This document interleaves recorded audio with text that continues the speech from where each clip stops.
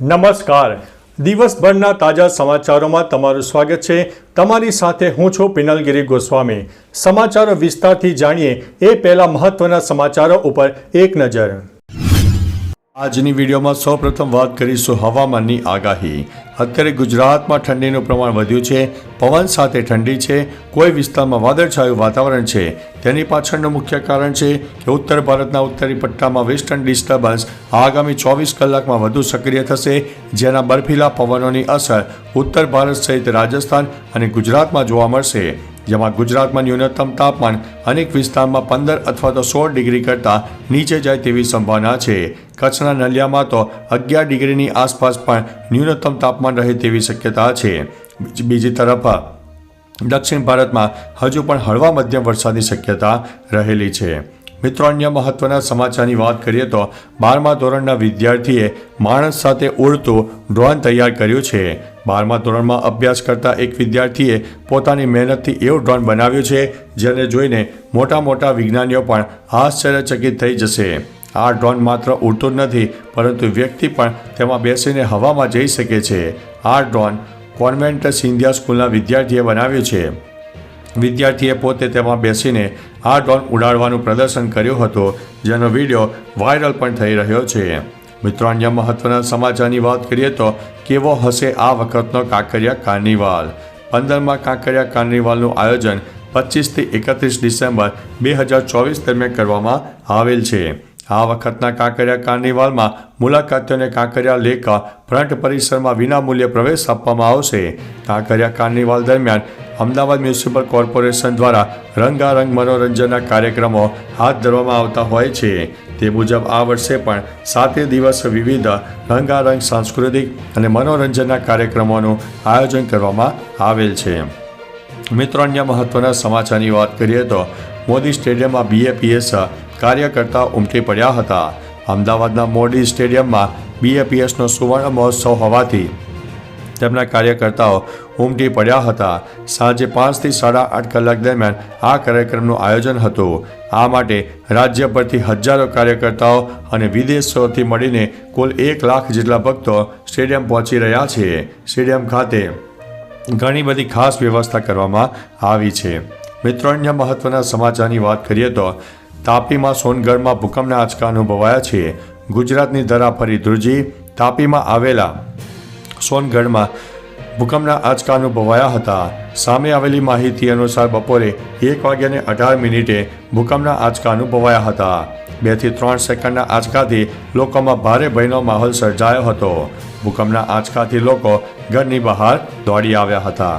મિત્રો, અન્ય મહત્વના સમાચારની વાત કરીએ તો BAPSના કાર્યકરોનું ઘોડાપુર, 1800 પોલીસકર્મી કાઢે પગે.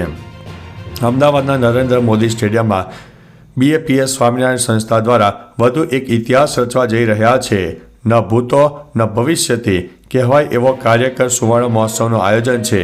આ ઐતિહાસિક કાર્યક્રમમાં લાખોની સંખ્યામાં લોકો હાજર રહી રહ્યા છે.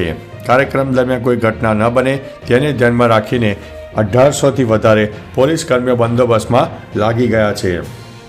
મિત્રો, અન્ય મહત્વના સમાચારની વાત કરીએ તો 3 વાર હેલ્મેટ વગર પકડાયા તો લાયસન્સ થશે રદ. રાજ્યમાં વારંવાર માર્ગ અકસ્માતના કિસ્સાઓ વધતા જઈ રહ્યા છે. અકસ્માતોને રોકવા પોલીસ પણ હવે એલર્ટ થઈ ગઈ છે. ત્યારે અમદાવાદમાં છેલ્લા 15 દિવસથી કોમ્બિંગ કરવામાં આવી રહ્યું છે અને બેફામ બનેલા નબીરાઓને પકડીને ગાડી જપ્ત કરવામાં આવી રહી છે. ત્યારે હવે હેલ્મેટ વિના જે પણ વ્યક્તિ 3 વાર પકડાશે તેનું લાયસન્સ રદ કરી દેવામાં આવશે. મિત્રો, અન્ય મહત્વના સમાચારની વાત કરીએ તો દરિયાપુરમાં PCBએ 11 જુગારીઓને જુગાર રમતા ઝડપ્યા છે. અમદાવાદના દરિયાપુરના 4 વારમાં ચાલતા જુગારધામ પર PCBએ દરોડા પાડ્યા છે. જણાવી દઈએ કે PCBએ 11 જુગારીઓને જુગાર રમતા રંગે હાથે ઝડપ્યા છે. આ જુગારધામ યુસુફ શેખ, જુબેર પટેલ ચલાવતા હોવાનું સામે આવ્યું છે. PCBએ જુગારધામમાંથી કુલ 97,550 કરોડ, 11 મોબાઈલ અને 6 વાહનો સહિતનો મુદ્દામાલ જપ્ત કર્યો છે. પોલીસે સમગ્ર મામલે ગુનો નોંધીને આગળની કાર્યવાહી હાથ ધરી છે. મિત્રો, અન્ય મહત્વના સમાચારની વાત કરીએ તો રિવરફ્રન્ટ ઈસ્ટ પર CCTVનો અભાવ જોવા મળ્યો છે. સાબરમતી રિવરફ્રન્ટ ઈસ્ટમાં તાજેતરમાં જ એક મહિલા પોલીસ કર્મચારીનું અજાણ્યા વાહન અડફેટે મોત થયું હતું.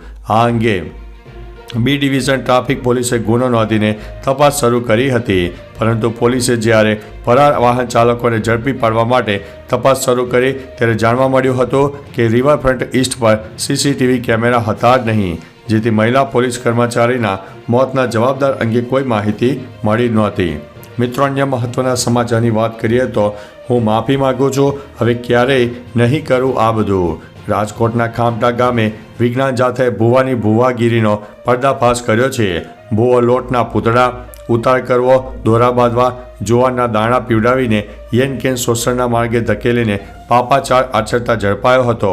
ઘટનાનો એક વિડીયો પણ વાયરલ થઈ રહ્યો છે. વિડીયોમાં જોઈ શકાય છે કે વિજ્ઞાન જાથાની ટીમ અને ભુવા વચ્ચે વાતચીત થઈ રહી છે. ભુવો બોલે છે કે હું માફી માગું છું, હવે ક્યારેય નહીં કરું. મિત્રો, અન્ય મહત્વના સમાચારની વાત કરીએ તો હાઈવે પર એરંડા તેલની રેલમછેલમ, લોકોની પડાપડી. કચ્છના પ્રવેશદ્વાર સામખિયાળી પાસે સવારે પાલનપુર તરફથી આવતા કન્ટેનર ટ્રેલરમાં અચાનક તેલ ભરેલી બેગ ફૂટી જતા એમાં રહેલું તેલ રસ્તા ઉપર ઢોળાઈ જવા પામ્યું હતું. અનેક લોકો એરંડિયું તેલ મેળવવા માટે કન્ટેનર પાસે ઉમટી પડ્યા હતા. કોઈ અનિચ્છનીય ઘટના ન સર્જાય એ માટે સ્થાનિક પોલીસે જહેમત ઉઠાવી હતી. હાલ માર્ગ ઉપર રેતી પાથરવાની કામગીરી ચાલી રહી છે. મિત્રો, અન્ય મહત્વના સમાચારની વાત કરીએ તો પીએમ મોદીને બોમ્બથી ઉડાવી દેવાની ધમકી. દેશના વડાપ્રધાન નરેન્દ્ર મોદીને ફરી એકવાર બોમ્બથી ઉડાવી દેવાની ધમકી મળી છે. મુંબઈ પોલીસને શનિવારે વડાપ્રધાન મોદીને મારી નાખવાની ધમકી આપતો મેસેજ મળ્યો હતો. આ મામલે તપાસ શરૂ કરવામાં આવી છે. મિત્રો, અન્ય મહત્વના સમાચારની વાત કરીએ તો મહંત સ્વામીએ રથમાં બેસીને આખા ગ્રાઉન્ડમાં ફરીથી દર્શન આપ્યા હતા. અમદાવાદના નરેન્દ્ર મોદી સ્ટેડિયમમાં ઐતિહાસિક કાર્યક્રમમાં વડોદરાના 10,000, સુરતના 4,000, અમદાવાદ ગાંધીનગરના 30,000, રાજકોટના 2,600 અને અન્ય રાજ્યો સહિત વિદેશથી 1,00,000 કાર્યકરો અમદાવાદ પહોંચ્યા હતા. મહંત સ્વામીની નરેન્દ્ર મોદી સ્ટેડિયમમાં રથમાં પધરામણી થઈ હતી અને આખા ગ્રાઉન્ડમાં બેસેલા કાર્યકરોને દર્શન આપ્યા હતા. તો ચાલો મિત્રો, ફરીથી દેશ અને દુનિયાના સુપરફાસ્ટ સમાચાર લઈને મળતા રહીશો. ત્યાં સુધી અમને રજા આપશો. નમસ્તે.